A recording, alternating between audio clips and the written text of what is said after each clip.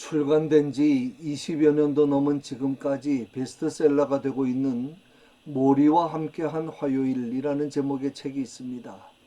미국 브랜다이스 대학에서 평생을 사회학을 가르친 모리 슈얼츠라는 교수님이 근육이 점점 굳어져 가다가 심장이 멎어버리는 루게릭이라는 불치병에 걸렸습니다. 그래서 병원에 입원을 하고 있는데 학생 시절에 그 교수님에게서 열심히 배웠던 미치 앨범이라는 사람이 교수님의 소식을 듣고 학교를 졸업한 지 20년 만에 병원으로 찾아옵니다. 그 후 이 사람은 잘 다니던 직장도 그만두고 매주 화요일마다 교수님을 찾아와 교수님께서 돌아가시기까지 서너 달 동안 인생에 관해 깊이 있는 말씀을 많이 듣습니다. 교수님의 마지막 순간에 그 귀한 말씀들을 그 제자가 모리와 함께한 화요일이라는 제목으로 책을 낸 것입니다. 책의 마지막에 이런 말이 나옵니다. 어떻게 죽어야 하는지를 알면 어떻게 살아야 하는지도 알 수 있느니라. 우리도 인생의 마지막이 어떻게 될지를 압니다. 우리 모두 한 사람도 예외 없이 주님께서 재림하실 때 그의 심판대 앞에 서게 될 것입니다. 우리가 진정 그 사실을 믿는다고 하면 주님의 재림을 기다리며 준비하며 살아야 합니다. 그렇지 않으면 옛날 이스라엘 백성들이 가나안 땅을 약속받고도 광야에서 다 엎드려져 죽은 것처럼 영원한 천국을 얻지 못할 것입니다. 예수님의 재림에 대해서 생각할 때 항상 가장 큰 문제가 되고 의문이 생기는 것이 때와 시기에 관한 것입니다. 예수님이 언제 재림하시는가라는 문제입니다. 초대교회 때부터 신자들은 예수님의 재림 시기에 관심이 많았습니다. 제자들도 예수님께서 부활하시고 승천하시기 직전에 주께서 이스라엘 나라를 회복하심이 이때입니까? 하고 물었을 때 예수님은 때와 시기는 아버지께서 자기의 권한에 두셨으니 너희의 알 바 아니오 라고 말씀하셨습니다. 알려고 하지 말아라. 알 필요가 없다는 뜻입니다. 왜 알 필요가 없습니까? 두 가지 이유 때문입니다. 하나는 아무 일도 안 하고 손 놓고 있을까 봐 그렇습니다. 데살로니가 교회 교인들이 그랬습니다.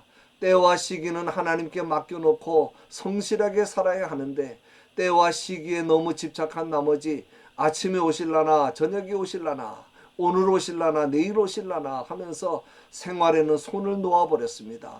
바울이 데살로니가 전서를 기록한 이유가 그것입니다. 주님의 재림을 간절히 기다리는 것은 좋은 일이지만 그렇다고 아무 일도 하지 않고 무작정 기다려서는 안 되고 주님께서 재림하시는 그 순간까지 열심히 할 일을 하며 살아야 한다는 말씀입니다. 또 한 가지 이유는 신앙생활이 기회주의적이 되고 방종하게 될까 봐 그렇습니다. 원래 때와 시기를 알고자 하는 것은 좋은 목적보다는 나쁜 목적일 때가 많습니다. 마음대로 실컷 먹고 마시고 놀다가 재림이 임박한 그때에 가서 잘 믿겠다는 것입니다.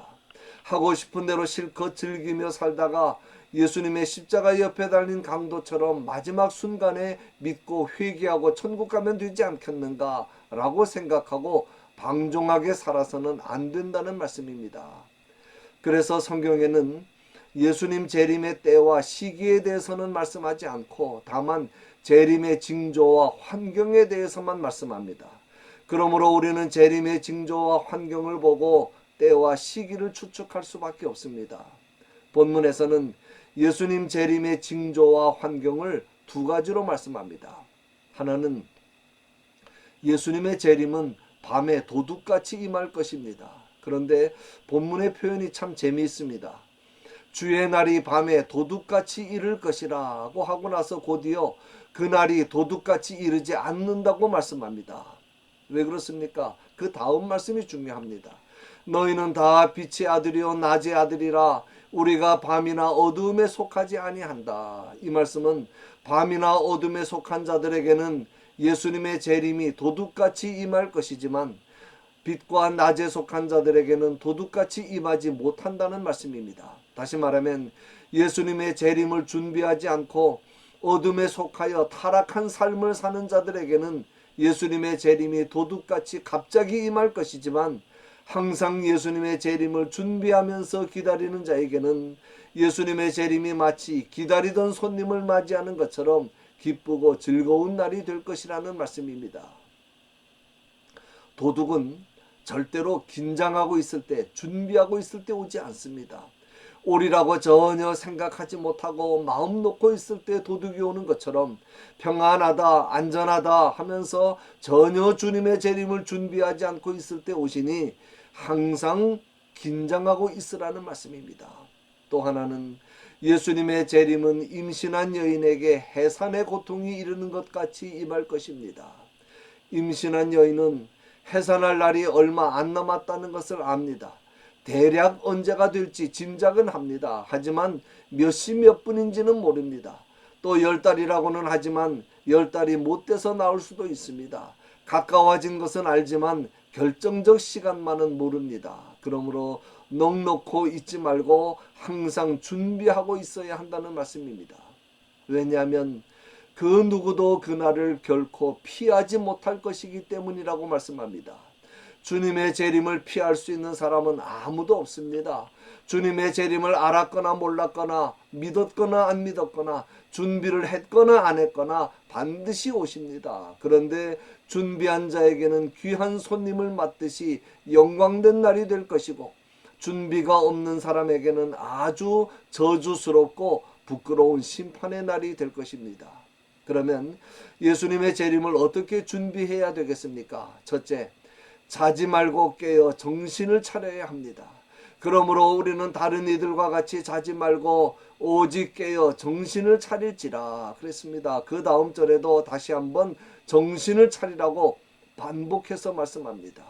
우리는 예수님의 재림을 믿지 않는 자들과는 달라야 한다는 말씀입니다.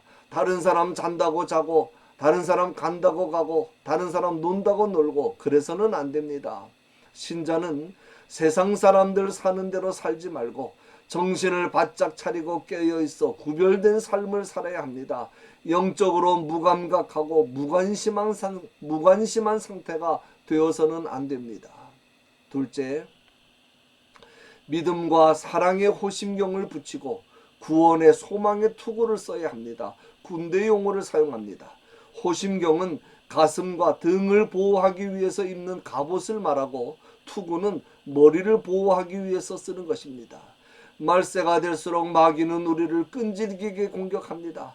할 수만 있으면 택한 자라도 미혹해서 넘어지게 한다고 했습니다.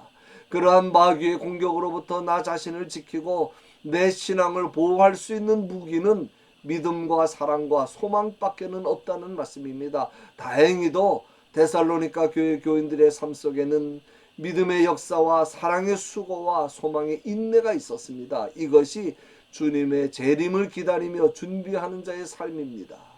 셋째, 피차 권면하고 서로 덕을 세워야 합니다. 그러므로 피차 권면하고 서로 덕을 세우기를 너희가 하는 것 같이 하라. 피차와 서로를 강조합니다. 같은 뜻입니다. 주님의 재림이 가까울수록 환난과 시험이 많을 것이니 믿는 자들끼리 믿음에서 떨어지지 않도록 서로 권면하고 위로하라는 말씀입니다. 덕을 세우라는 말씀은 원문대로 번역하면 집을 세우라는 뜻입니다. 성도들이 피차간에 덕을 세우는 것은 하나님의 집인 보이지 않는 교회, 즉 하나님의 백성들의 공동체를 세우는 것입니다. 마지막 날이 가까울수록 신자들을 미혹하고 하나님의 백성 공동체를 회방하고 파괴하는 자들이 많이 나타날 것입니다. 그러므로 말세 신자들은 분별력을 가지고 서로 협력하여 믿음의 공동체를 든든히 세워가야 합니다. 결론입니다. 사도 바울은 자신이 마지막으로 쓴 서신의 마지막 장에서 이렇게 고백합니다. 나는 선한 싸움을 싸우고 나의 달려갈 길을 마치고 믿음을 지켰다. 그래서 내 앞에 의의 면류관이 예비되어 있다는 것입니다. 그리고 그 면류관은 의로우신 재판장인 주님께서 재림하시는 날 나뿐만 아니라 주님의 재림을 사모하는 모든 자에게 주실 것이라는 고백입니다. 그 생명의 면류관을 쓸 밝은 미래를 바라보며 오늘을 믿음으로 사는 것이 성도의 길이며 믿음의 길입니다. 이 귀한 축복이 반드시 저와 여러분의 것이 될 수 있기를 주님의 이름으로 간절히 축원합니다.